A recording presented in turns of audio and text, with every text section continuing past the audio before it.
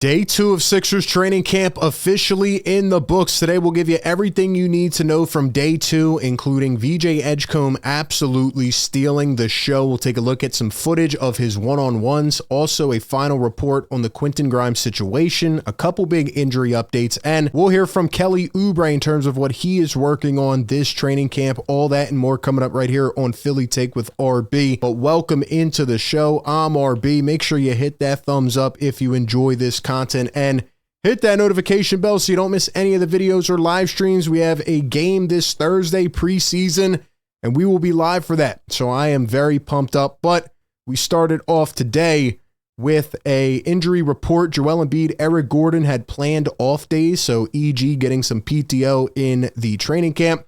And then you have Paul George and Trendon Watford, who both had individual on-court sessions again today.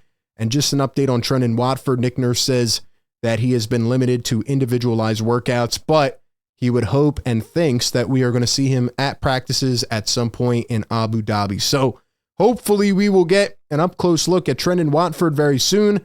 We need to know who's going to play power forward for this team. We need to know who's going to emerge. And speaking of emerge, Nick Nurse also talked about the backup center position, saying that Adem Bona, Andre Drummond, Jabari Walker are the main guys in the mix to play the backup center as they are competing. He also mentioned Dominic Barlow, and he says Andre Drummond is at least 20 pounds lighter than this time last year. So Andre Drummond has been putting in work. Guys are battling for positions. And also shout out to Jared McCain, right? Speaking of injuries, we know he's down with the thumb injury, but love to see this guy smiling. Here he is at practice before the team leaves for Abu Dhabi. And it's really hard to crack this guy's spirit. So I'm glad that he's doing okay. And I can't wait to see him back out on the floor. But speaking of on the floor, we have to take a look at what VJ Edgecombe did today. We've all had a lot of discussions about what his role is going to look like. How is he going to fit with the team? Will he start from day one?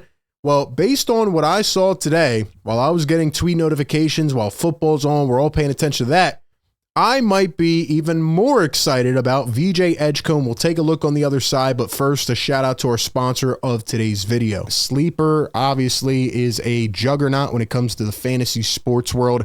You probably use them for your fantasy football draft. They're a one-stop shop for all your sports needs. You can celebrate and chat about games in real time with other users, get the fastest scores, news, and alerts right at your fingertips. But also, Sleeper's Picks is really cool. All you have to do is choose anywhere from 2 up to 8 of your favorite players and make picks, whether it's pregame, even live during the game, or across multiple sports. You pick the over or under on the predicted stats, and with Sleeper, you can get up to 1,000 times payout if your picks win. So use the promo code PHILLYTAKE on Sleeper and get up to a $100 match on your first deposit. Terms and conditions apply. See Sleeper's terms of use for details. All right, man. So we have VJ Edgecombe here at the end of practice, one-on-ones, and this is where the real exciting stuff comes in. Obviously, it's not like a game situation, but I mean, these guys are out here competing, right? In front of Joel Embiid, Tyrese, Maxey.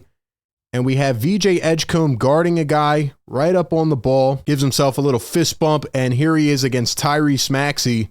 He's going to dribble, drive in, float it up with the right hand, and got it to sink. Joel's hype about it, and VJ looks really pumped there to stop Tyrese Maxey. Now, VJ Edgecombe this time on the other end, controlling the ball. You know, how much can he handle the ball? Can he bring the ball up the floor? Will he be a secondary guard in the offensive rotation? Will he be a third guard? What will he be? Let's take a look at some VJ Edgecombe on-ball creation. He's got Barlow jumping up, moving around, and then smacks down the shot. I mean, operating out of the high post here.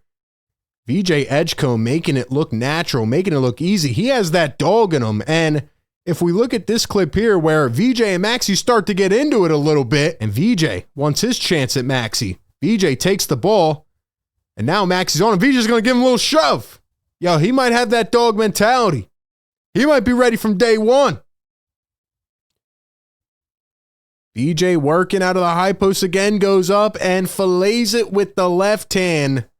Oh, that is beautiful, man. VJ might even be more polished than we thought. Now, again, I know it's not a game situation. Even in a presser today, they asked VJ what is the most surprising thing so far about the NBA. And he says just how good everybody is. You know, like there's a lot of talent. These guys are here for a reason. But let me tell you something, VJ is going to find a way to impact the game immediately from day one. We said that throughout the entire pre-draft process. Like, This is the more ready now piece. Whether it's offensively, defensively, he will find a way to impact the box score every single night. And then at the end here, we have some more Maxey, Edgecombe, and Dominic Barlow. Here's Tyrese Maxey. What a job there to create some space, puts it up, smack. I like these guys getting competitive, and I like the rookie being out there giving them some buckets.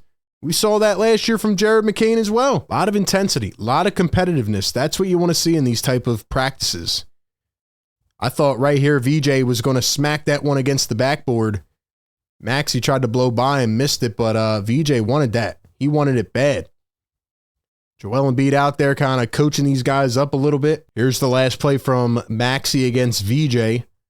Maxey gives him a jab, pulls up a three, and can't hit it. VJ, great defense by him. Let me know what you think about VJ Edgecombe. Based on the clips I just saw, I mean, even if he can be a guy to help kind of balance out Joel Embiid's game versus Tyrese Maxey and Paul George and whoever else, like VJ might need some touches, man. I know he can impact the game as a rebounder, defender, things like that, but he might be able to handle the ball as well. Give me your thoughts on that down below.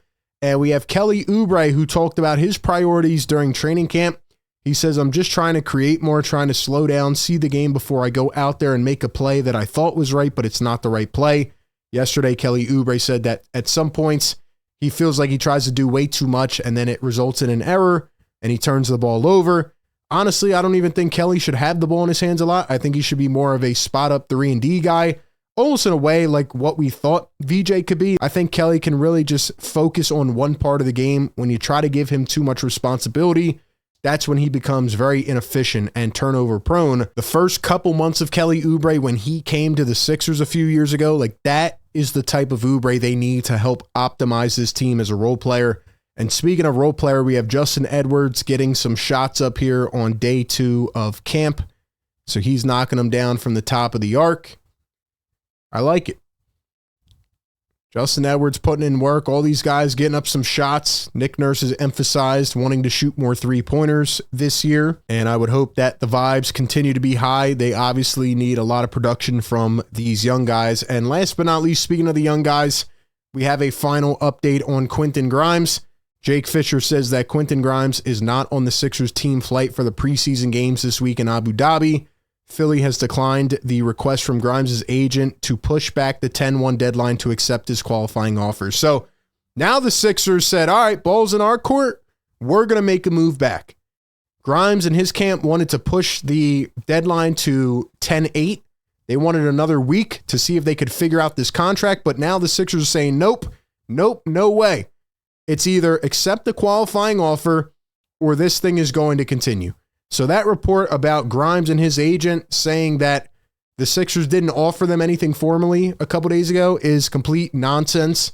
It seems like the Sixers did make an offer. Now it's much lower than what Grimes wanted, but it feels like we're heading towards the point where they do a 1-year qualifying offer like I predicted last month, and then Grimes can either do a balloon deal and waive his no trade clause, and then get traded, or he stays with the team all year, and then next offseason, he goes and bets on himself and tries to get more money in free agency, maybe a sign and trade of some kind. So that kind of seems to be where we're at with the Grimes situation. And Jake Fisher says, short of agreeing to a 1-year balloon payment, Grimes appears to be headed towards the $8.7 million qualifying option. The two sides remain far apart. So that's kind of where we're at with Quentin Grimes. It's unfortunate that we have another situation like this. They asked Joel Embiid about it yesterday, and he said, look, these guys have to do what's best for them and their families, but it does suck that we have another situation like this going into, the preseason and stuff like that. So we'll see what happens, man. The Sixers should have a few more days, I believe, of training camp, or at least a couple practices where we'll get more footage, more intense footage, right? But at the end of the day, preseason coming up, they play 2 games in Abu Dhabi against the Knicks, and we'll get to see these guys in real time and real action. So give me your thoughts down below. How do you feel about the Sixers right now? How do you feel about VJ Edgecombe stealing the show today? Appreciate everybody for tapping in. Be sure to like, comment, and subscribe. That being said, I will catch you on the next one. Peace.